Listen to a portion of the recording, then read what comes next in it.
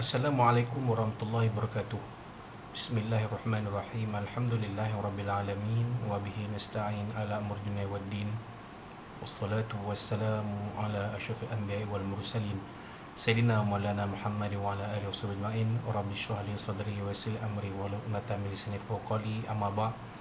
Qala Allah Subhanahu wa ta'ala fi kitabil aziz. A'udzu billahi minasyaitonir rajim. Bismillahirrahmanirrahim. Inna a'tainakal kautsar fashalli li rabbika wanhar inna syani'aka huwal abtar. Sadaqallahul azim. Tuan-tuan, puan-puan muslim-muslimat rahimakumullah, yang rahmati Allah sekalian rahimakumullah.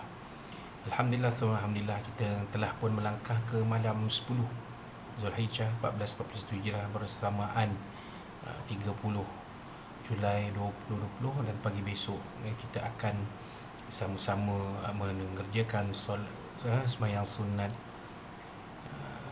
Aidil Adha di masjid, di surau masing-masing secara berjemaah, ataupun sama ada di masjid, di surau ataupun di rumah.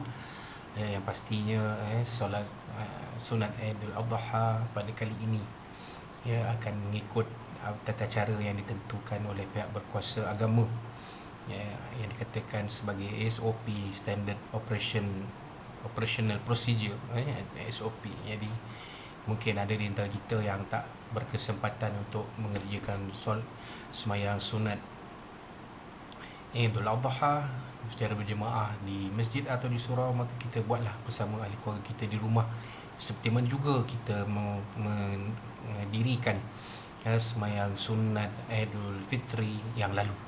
Tuan-tuan dan puan-puan muslimin-muslimat rahimakumullah, Aidil Adha ialah satu hari raya di mana kita menyambut suatu peristiwa yang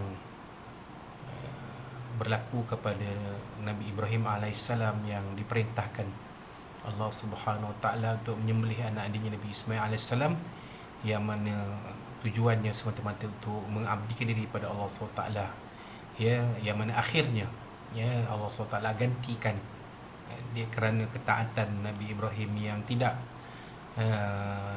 berbelah bagi kepada perintah Allah SWT, maka Allah SWT menggantikan Nabi Ismail AS ini dengan seekor kibash atau kambing gurun. Maka dari persitulah ibadah korban ini disyariatkan kepada kita dari Allah Subhanahu Wa Taala. Maka setiap kali tibanya hari Aidil Adha, kita akan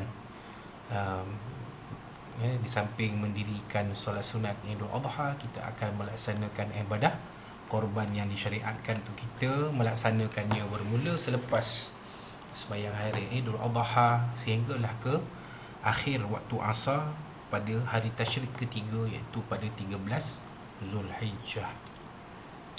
Dan bagi mereka yang berkesempatan, yang berpeluang untuk mengerjakan ibadah haji, inilah waktu dan ketikanya mereka akan melaksanakan ibadah haji yang bermula dengan niat berihram, kemudian mereka berwukuf di padang Arafah, kemudian mereka ke Mina, dan di pertengahan jalan mereka memetik batu-batu di Muzdalifah untuk digunakan melontar jamrah pada pagi 10 Zulhijjah, dan di ketiga-tiga jamrah ula, wusta dan aqabah pada 11, 12 dan 13 Zulhijjah. Dan kemudian selesai daripada itu, mereka akan balik semula ke kota Mekah mengerjakan ibadah tawaf dan sa'i, maka sempurna ibadah haji mereka. Bagi mereka ini yang berkesempatan, yang tiada halangan untuk mengerjakan ibadah haji disebabkan wabak COVID-19 ini, maka kita sama-samalah mendoakan, berdoa kepada Allah SWT agar mereka ini dikurniakan haji mabrur, yang mana balasannya hanyalah syurga Allah SWT. Al-hajjul mabrur laisa lahu jazaa'un illa jannah. Itulah dia sabda Nabi SAW, bahawasanya haji mabrur ini balasannya hanyalah syurga Allah Subhanahu Wa Taala. Jadi bagi kita di tanah air ini yang tak berkesempatan menjalankan ibadah haji, maka kita digalakkan untuk melakukan ibadah korban. Maka ibadah korban ini bagi yang mampu menyertainya, kita sertailah. Bagi yang tidak mampu, jadilah kita di kalangan orang-orang yang bertugas untuk menyempurnakan ibadah korban tersebut. Namun ibadah korban ini sebenarnya hanyalah suatu manifestasi kepada konsep korban dalam Islam, ya.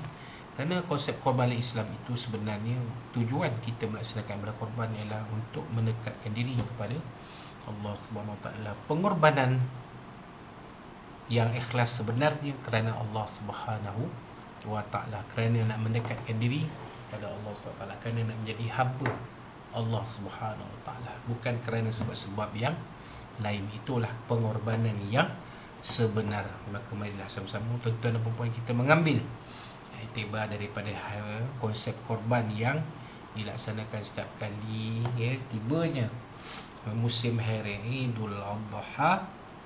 Kita haritilah semangat pengorbanan ini. Mudah-mudahan kita menjadi manusia, menjadi insan yang mampu berkorban untuk, ya, untuk keluarga kita, diri kita, untuk keluarga kita, untuk masyarakat kita, dan untuk negara dan agama kita. InsyaAllah, mudah-mudahan Allah SWT akan memberikan ganjaran yang sebaik-baiknya hasil dari pengorbanan kita itu, ya. Jadi dalam kesempatan ini saya UMAI Ustaz Omar Aziz mengambil kesempatan untuk mengucapkan selamat hari Idul Adha, maaf zahir dan batin. Mudah-mudahan tuan-tuan akan dikurniakan ganjaran sebaik-baiknya kerana melaksanakan ibadah pada bulan Zulhijjah ini, selain daripada solat hari raya Idul Adha dan juga ibadah korban, ya, dan juga, ya, ada juga di sana puasa sunat pada bulan Zulqa'dah. Antara yang baiknya adalah kita berpuasa dari 1 hingga 9 Zulqa'dah, atau sekurang-kurangnya 8 dan 9 Zulqa'dah, ya. Maka insya-Allah, ya, Allah Ta'ala akan berikan ganjaran yang terbaik untuk kita. Jadi itulah dia sedikit perkongsian ilmu dari UMAI, saya UMAI Ustaz Omar Aziz untuk tuan-tuan semua.